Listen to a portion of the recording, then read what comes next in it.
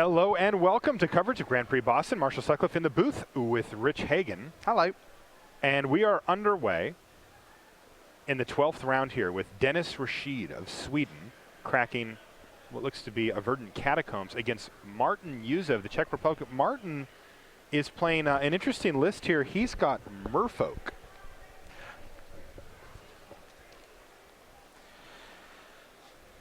Meanwhile, Denniz Rachid is going to be poisonous.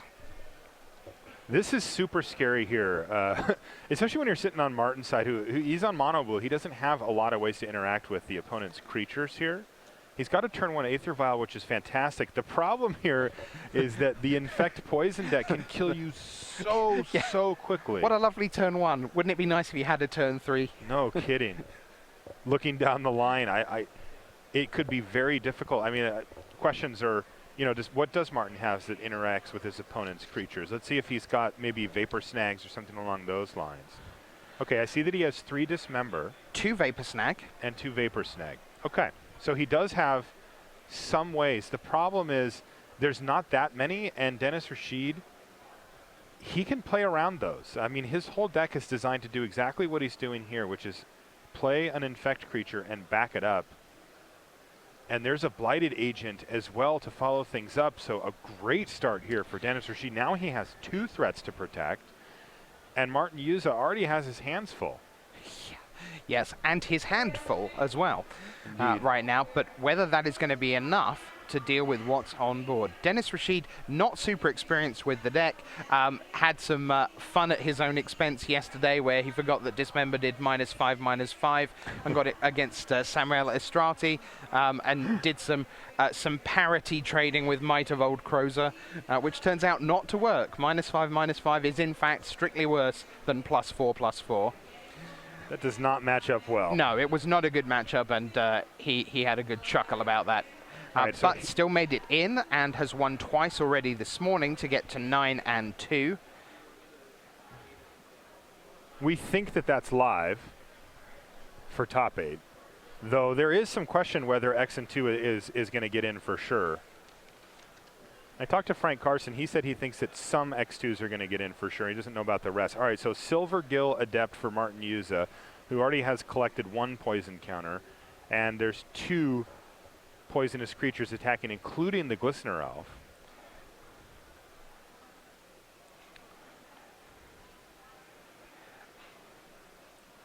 So Juza will attempt to add to his board here, does so.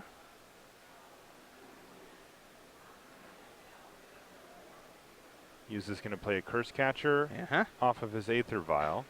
Remember, the Blighted Agent is unblockable. The Glistener Elf is very blockable. And it looks like Rachid has just offered, and the trade was accepted by Juza, so he's like, okay, sure. He's got an Ichor Mirror to follow up, though. So a pretty creature-heavy draw here for Rachid. I think the times when you see this Infect deck lose are when they get their handful of pump spells, and they just can't quite find that one creature to stack them all up on and to protect. Not a problem this time. No, he's got plenty. Does he have too many? That's entirely possible. He does have 1 looming Misty Rainforest over there. And here's Lord of Atlantis now for Martin Juza. Or he's going to reveal it off of Silver Gill Adept. So he's got it in his hand, but he can play it right now if he wants as well. Silver Gill Adept doing a good job at keeping his hand full while still developing his board. I see he's also got Kira there. The Great Glass Spinner. Yeah, it just doesn't look like Rachid is interested in interacting with Juza's board much. So there it is. Lord of Atlantis hits the battlefield. That's going to pump up the Silver Gill Adept and allow him to get in for 3. It also gives it Island Walk, so it's effectively unblockable thanks to the breeding pool sitting there for Denniz Rachid. Right, because that is both forest and island. And somehow it seems like we might just have a race on our hands here. I mean, Martin Juza has powered out a huge unblockable board pretty quickly. All right, so kick things off. This could be the move. This could be it. Yeah. Yeah, Martin Juza at 2 poison. Forget the 20 top right. That is not the point of this deck. It's all about the poison. Sitting at 2. So that's Might of Old Croza, which is going to make And then Apostle's Blessing, Yes. my Ichaclawmere, Hit you. in an amazing turn of events naming blue. Right. So that's 4, 5, 6, Six. and there's mutagenic growth. Yep, are you dead? To finish him off. It's exactly 8, which is how many he needs to kill Martin Juza. No force of will, no days, No, none of that. those things aren't legal here, so they just don't apply. And both of Denniz Rachid's creatures are effectively unblockable. One is actually unblockable, and the other one can't be blocked by blue creatures, which means that's going to do it. And Martin Juza falls in the first game, slowly picking up his cards, and he kind of gives a, well, all right, I guess you got me then. Yep. Wow. And that a means quick one. we actually get to a game 0 for our live look-in, which hasn't happened very often this weekend. And wow, it's more poison. Wow, interesting. I wonder if this deck is making a resurgence. It's sort of hung around in Modern. It'll pop up its ugly infected head every once in a while and then kind of get beat back down, because ultimately it is beatable. If you want to beat this deck, you can. It's quite a good deck for beginners as well, because it's pretty straightforward. It has a plan. A lot of the parts are interchangeable. It doesn't really matter whether you're plus Xing or plus 2Xing, if you like. It's just fundamentally, can I count to 10? The combat math is not particularly tricky, because as we've just seen in the last game, you're spending a lot of time saying, I'm not interacting with you, and even when I could, I'm trying not to. So it's a pretty straightforward deck to play. Be But you tend to see it more on day 1 than 2. For sure. Partly because of that, because it is a deck that people will just sort of pick up and run with. Right, and now here we are in the feature match area with 2 of our 4 features being this Infect list. And we have actually an identical board in the early stages for Wesley Hovanec. He's got the Blighted Agent plus the Glistener Elf. Now, in this case, though, he's facing down, well, it looks like the Angel may have attacked. And here's Mightyvold Kroza, but 4 untapped mana, including enough for cards like even a Cryptic Commander possible here, plus any number of removal spells, Lightning Bolt, Lightning Helix, Path to Exile, all possibilities here. Yeah, but he's likely going to need more than 1. Yeah, it's interesting that Lawrence Swayze, or Larry, he's playing this blue-white-red Geist deck that right now, because of what you're seeing in the matchup, is kind of playing like a traditional blue-white-red control deck. But that is not really what his deck is set up to do, right? It's actually quite aggressive. I mean, we're talking end step, bolt your face, untap, kill you. Like, that's what this deck's actually trying to do. Right. Now, that actually worked, though. The Path to Exile took down the Blighted Agent. Yep. And I'm pretty surprised by that. Generally speaking, this deck has a pretty good slew of cards to actually protect their creatures. Yeah, like the Apostle's Blessing we saw earlier. Exactly. And he just didn't happen to have one there. Now, are we going to see that Inkmoth Nexus get active? No, there's a Groundswell now. And interestingly, Groundswell is going to be turned on thanks to the Path to Exile here.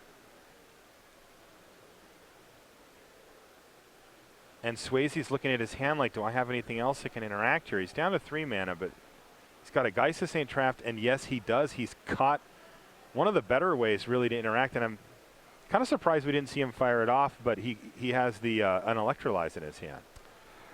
Such a lovely card. And here's Snapcaster Mage. Back. And that's going to give him access to that Path to Exile that he used earlier, so that explains that decision. He also gets to add to his board potentially here, though realistically he's going to block and then path it anyway. Now the only downside to what Swayze's got going on here is that he has left Hovanec with that Inkmoth Nexus, which can get out of hand pretty quickly, but it does look like Hovanec is down to maybe just 2 cards in hand, and Swayze's got 5 power on the battlefield here, so not too bad at all, and Swayze has kept that all-important Electrolyze floating in his hand just in case Hovanec goes for that that Inkmoth plan. So pretty nice draw here from Swayze too. Looks like he killed something with Lightning Helix, and then he's gotten 2 Path to Exiles off here, and he's managed to leave himself with 5 power. All what the more nice, could you decent ask for? control cards, basically. Yeah. Now it looks like he is taking the control route, like you mentioned earlier, Rich. He's left his Restoration Angel back this time. The thing is, blocking duty. You have to have a pretty highly developed sense of danger when you play blue, white, red in pretty much any form, and the Infect deck is a deck that you need to be scared of pretty much at all times. Yeah, if there's a creature on the board, it's the same deal as for Affinity with a Cranial Plating in play. Be terrified all the time. Yes, is a pretty good baseline strategy. That is the correct baseline for sure. So here it is, Inkmoth Nexus and Might of Old Kroza, which is, well, actually he's going to go for Rancor on it first. Ooh, this could get interesting now. If Swayze goes for that Electrolyze, Hovnech did draw Might of Old Kroza, and he can react here, and this can get ugly. See, if I was teaching people about interaction in Magic, I'd stop the tape right here and say, here is a Rancor sitting on the stack. Yeah, okay, here. By the way, speaking of the stack, Rich, right. Now he gets to get him. Yeah. Super sweet play from Swayze. Right, and everything there is about when that Electrolyze happens. It changes everything. Yes. If those cards are put in a slightly different order, seconds apart in real time, than they've actually been done. Now, is there another pump spell? There's one card left in hand. And he has fetched a land first, indicating it might be a groundswell. And that's what it is. So it does look like Hovnech is going to get to keep his Inkmoth. He's got the Rancor on it. And that also means that the Might of Old Kroza is going to happen as well. So that's 4. Wow, this is huge. Swayze is very smart to have left back that Angel. Yes. Because that thing is now +4, +4, +4, +4. So that's 8, 9, 10. That's 11 right there. Yeah. I predict a block. Look at that. And there's a chump block. And he's still taking a ton of poison here, though. Because Rancor gives the trample. That's 7, right? 4, 8, 9, 10, 11. And it looks like it was enough anyway. Wow. That is the end. Ridiculous. He was right to be scared, but in the end, what he was scared of was what happened. He just got put in the bin by the poison. He did, man. And he even managed to get Wesley to, I mean, because like he could have fired off the Electrolyze in response to the Rancor to try to get Rancor out of the equation entirely, but he knew to wait. It's just that Wesley had the third spell that he needed. Now, we've already seen some red-hot action in Martin Juza against Denniz Rachid. Martin Juza has gone up to 24 life, but I don't think he will be pleased because his turn 1 Ether Vial has been eaten. Yeah, Nature's Claim took care of the Vial there. But it does look like Juza is still off to a decent start. He's got a Mutavault, plus he's got Silvergo Depth going. And right now, Rachid only has Noble Hierarch. So not bad for Juza.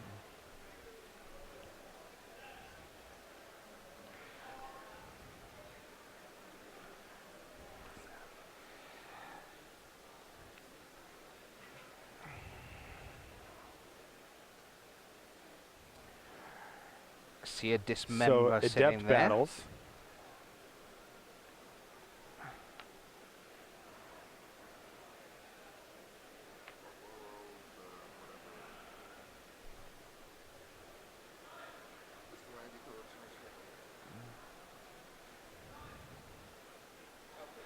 Aboro Palace above the clouds. Palace in the clouds. You see, I just talked about Randy with that yesterday. And it was a Japanese version on the screen. I'm like, in, above? And you read the Japanese off of the screen and just translated it on the air? Or? No, sadly. I thought it was in. One of us thought it was in and one of us thought it was above.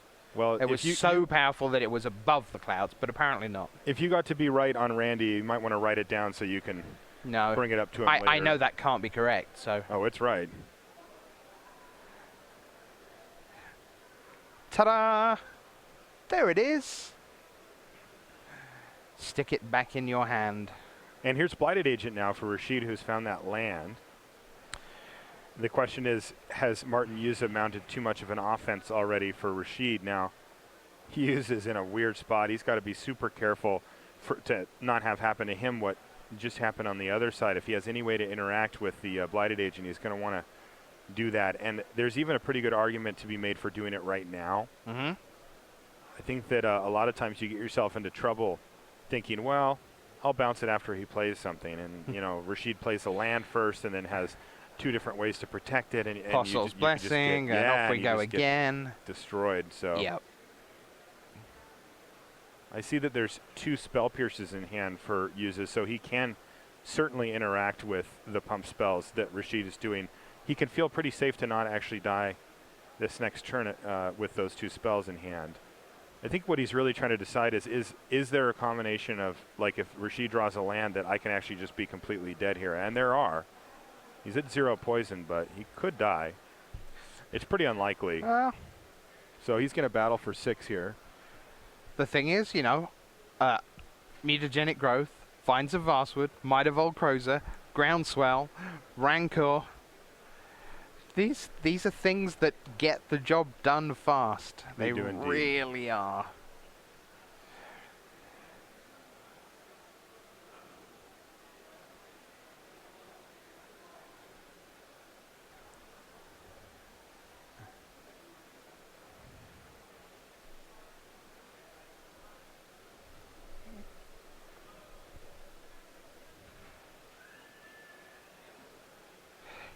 Do you have a sense, Marshall, of what a Boro Palace in, below, near, above the clouds is actually for? Not a great one, no. I mean, you can pay a colorless mana to return it to its owner's hand, but no, why don't you tell me? Well, I see the sign Rashad's holding up. I want you to tell me. You want me to tell you? Yes. As if I know? Yes. Apparently it's anti-choke tech. Okay. Sure. I wonder if Rachid has choke in his sideboard. I doubt it. Denniz Rachid has a lot of dismembers, but he does not. It's just a free roll, right? It's legendary. You just play 1 and, yeah. Seems good. Might as well. Mize, as they say, Rich. Misers? They, yes, not me. You don't say Mize? I do not. Why?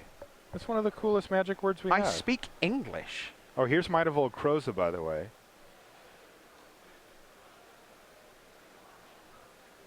But remember, Juza's on 0 poison here.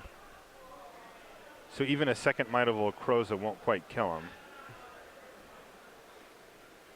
Put him darn near dead, but not quite. Yeah, facing an unblockable Blighted Agent the following turn. Right, now there is... if there's a following turn to have. Sure. So Juza's deciding, I think, about maybe curse catching here. Not really sure what he was pausing on there, but it doesn't matter. So no. Juza too quick that game on the play, and Denniz Rachid cannot get the job done.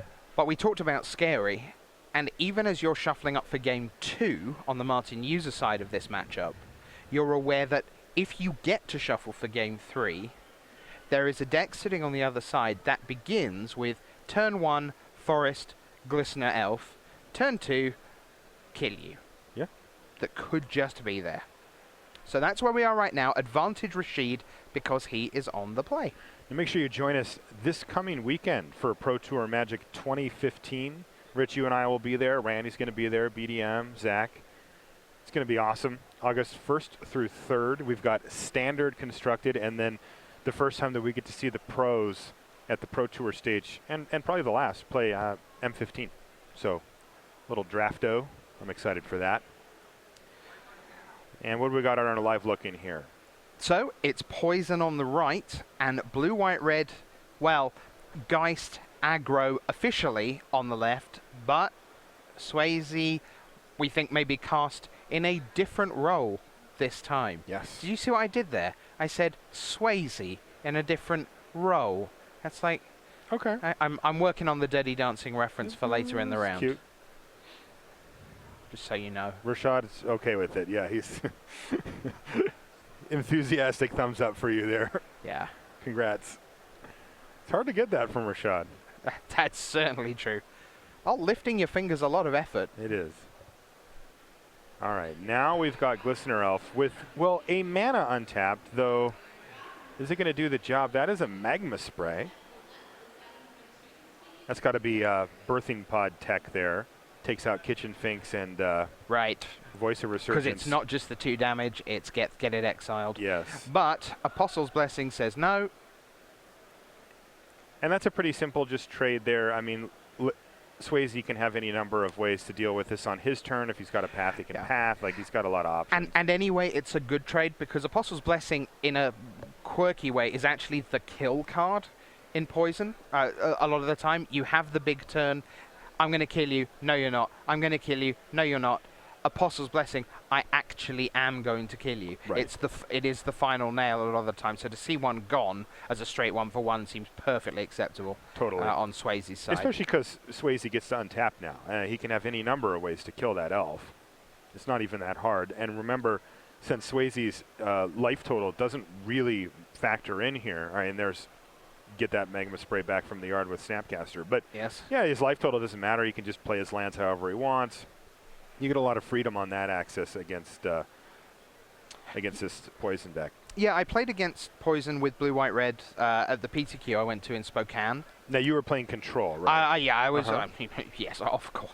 Have you met me? I'm clearing it up for the people who didn't know. Yeah, viewers, sure. Yeah. Yes, of course I was. And it felt relatively straightforward because I just had like you say, so many ways to kill things. And as long as you were aware of Apostle's Blessing, Pendelhaven was a bit of a chore sometimes. No, pretty so. Just made Electrolyze, less of a thing. Pendelhaven doesn't see a lot of play, but man, it can be a really critical card in these sort of attrition type games. What set Pendelhaven in originally? I know it was time shifted. Was time shifted? In 2006 with part of Time Spiral. Legends? It came back there. I think, yeah. Or even the Dark, maybe. God, I wasn't playing back then, man. Were you born back then? Yeah, totally. You're still very young. I just hadn't been playing yet. Yeah. Is he old, Rachid? Rashad's older than I am. Wow. Couple of months. Methuselah behind the desk, and we see Pendelhaven in action. Turning 1 into 2.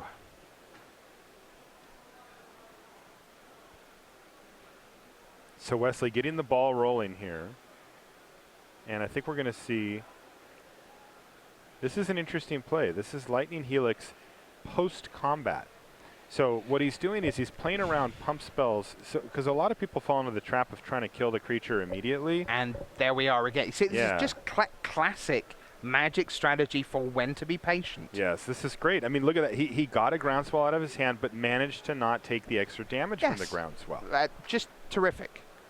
I mean, you expect at X and 2 on day 2 of a huge GP that people are going to be competent, but this is stuff that you would absolutely show people and say, yes, this is the way to not die and not walk away from the table going, oh yeah, I got swooped by poison. Right. Which is what so many people say when they lose to a deck like this. Sure. If he loses, he's going to lose because he got actually beaten rather than making the mistakes that let the door get kicked down. Yeah, absolutely. Yeah, very impressive. First time I've seen Lawrence Swayze. Yeah, it's interesting too because it's clear that he's played this matchup, right? I mean, that's one of the key things. All right, looks like we're underway in our main match. My guess is that we will have a chance to go back to the Swayze match too. Yeah, now because this one goes quick. The ideal turn 1 has not happened if you're Denniz Rachid. There's no Glistener Elf. Even arguably more importantly, there is an Aether Vial on the other side for Martin Juza.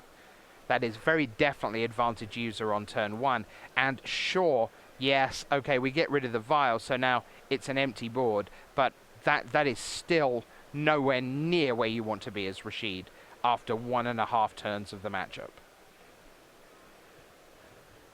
And here's Silver Gill Adept for Juza. He's going to reveal, what, the Regery there? Something. Get that card. A Lord of sorts. Indeed. And it's going to be Curse Catcher this time.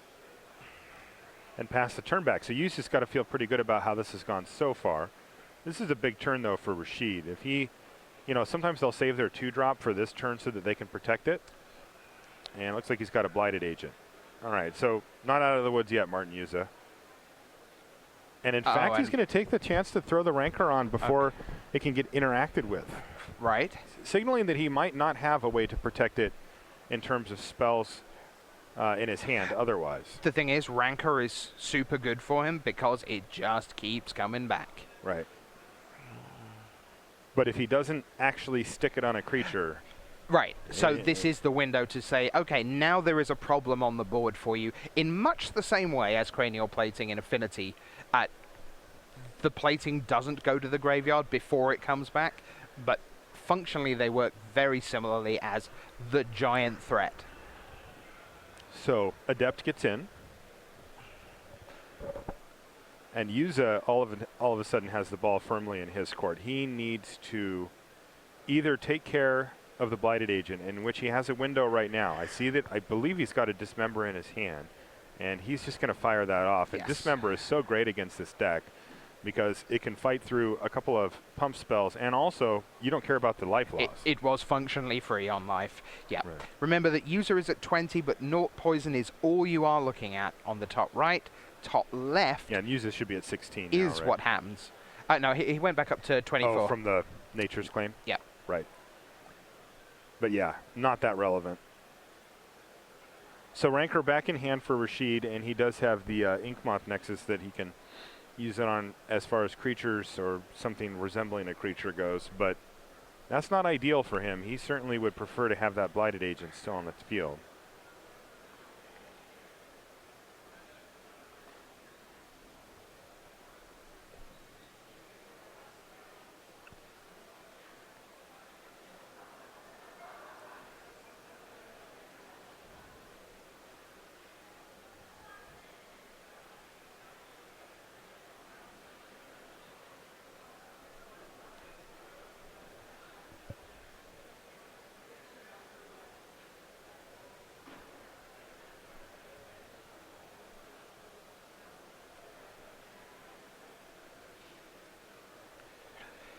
So in we come. Didn't go for the Rancor. Just wants to hit and then pass. This is just not looking great for Rachid right now. No, it's definitely not, though he does have the luxury of being at 18 life and being able to kind of threaten a lot. Like, Juza has to be careful here. He's a little crimped on mana. Ooh. Spreading Seas your man. Though, is going to hit Inkmoth Nexus. That's a huge blow. I wonder whether the not playing the Rancor on Rashid's side is part of the idea of a sort of overloaded turn, where Rancor is one of the things that needs dealing with, and that then leaves Martin that little bit more vulnerable to, if you like, spell 2, 3, 4. Oh, although, okay, just decided he wanted to save it for an actual creature that didn't have to keep being activated. Right.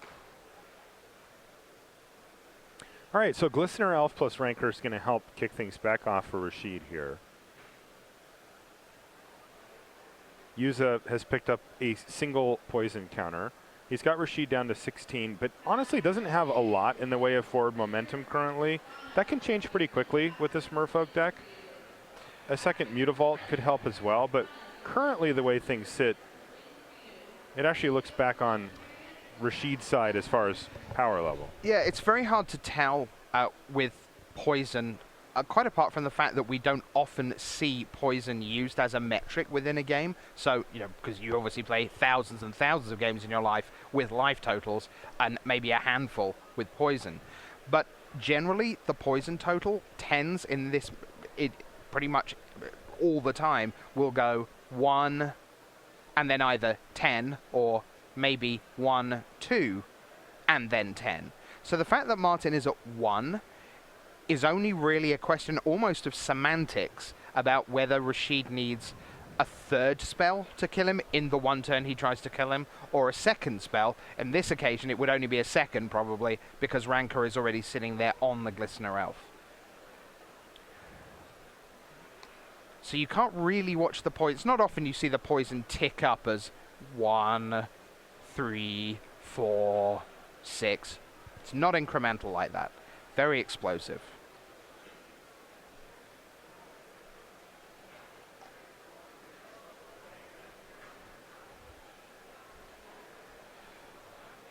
Rachid will use his generously donated island to do a bit of distortion strike action, I do believe. From our side match Swayze has one. Ah. So one Infect deck down, but looks like Rachid is making a big push to try to win one for Team Infect here. But a Swan Song is going to stop the Distortion Strike here, it looks like.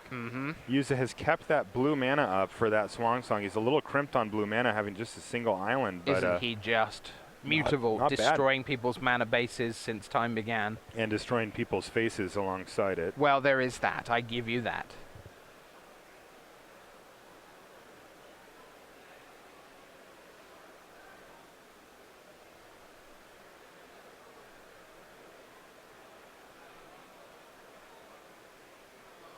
Wesley won. Oh. Oh, a little miscommunication there. It actually wasn't Swayze, it was Wesley. Oh. Wow, okay. So Team Infect up a match in the future match here. So Swayze didn't actually have the time of his life that round?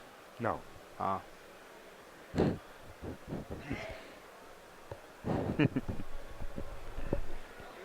That's it, I can go home now. Fine by me. Oh! I don't want to hear that anymore. Oh, dagger! That is just brutal. Yeah. I've got like images in my head. Yep. Don't want them there. Uh-huh. You're welcome.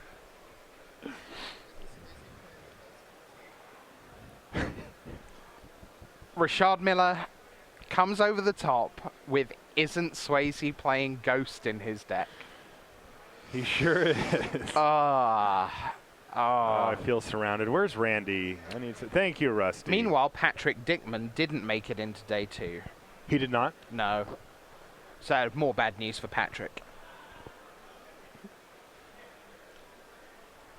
I need an off switch for you. I'm trying to watch this match. Okay, I'm sorry. I don't believe you. So, right now we're heading into game 3. On our other match, Poison won. And Rachid is looking to scrape by alive. These are both effectively elimination matches. And here's Groundswell. Juza's got 1 poison right now. The bird tokens from Swan Song from Juza. Juza's got a Mutavault that just blocked. So it's 4, 5, 6, 7. So he's going to take 5 of that and jump up to 6 poison now. And what's the follow-up? Wow, a Blighted Agent. Huge. Great one for Denniz Rachid. Juza's still cramped on islands here. He just doesn't have enough blue mana. Every card in his hand, of course, are require blue here. So, and in many cases, spot. double blue as well. Yes. That Blighted Agent is incredibly threatening right now. It is just going to peck away, and in 4 turns, Juza's going to die, and that's even with him blocking with his other land. And also, I mean, Rachid is 1 spell away from just saying, well, it's already unblockable. Now here's plus whatever. Yes. Kill you. Yeah. Plus he gets to attack with his Glistener Elf. If Juza wants to double block, he can do that. He gets his Rancor back. He can throw it on the Blighted Agent the next turn and just kill Martin Juza. So Juza's effectively has 2 turns here, or he's going to be dead. He's in tons of trouble. Tons. Huge trouble. Huge problems for Martin Juza here, mainly based around mana. The Mutavaults are certainly worth it in this list, but when you do draw 2 of them and only 1 blue mana source, it can be pretty tough. Rachid's at 13. I think Juza's trying to figure out, well, can I race him? And it doesn't seem possible, at least from what I can see here. I mean, he can attack for 4, 9, then he gets hit. That's even without a top deck from Rachid. Yeah, I mean, if he attacks for 4, he just dies. Takes 4 poison on the backswing and calls it a day. Yeah, tough spot here for Juza.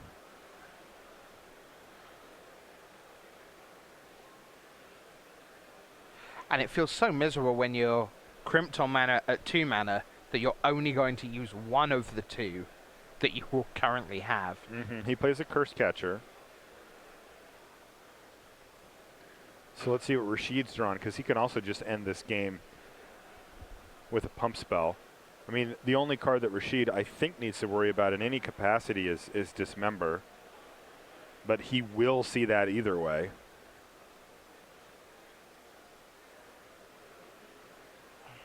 And I think if I'm in Rachid's seat, it just kind of feels like Martin doesn't have a dismember. And he's going to play a Noble Hierarch. Interesting. He can make this into a 2-turn clock, and yeah, he's just going to do that.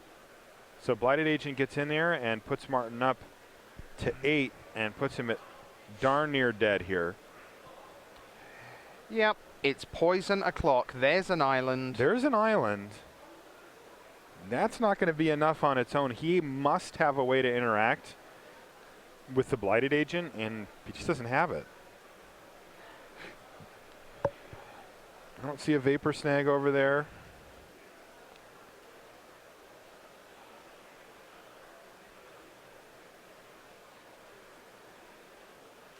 He's trying to come up with some way, somehow, to survive the next turn, and it's just not there.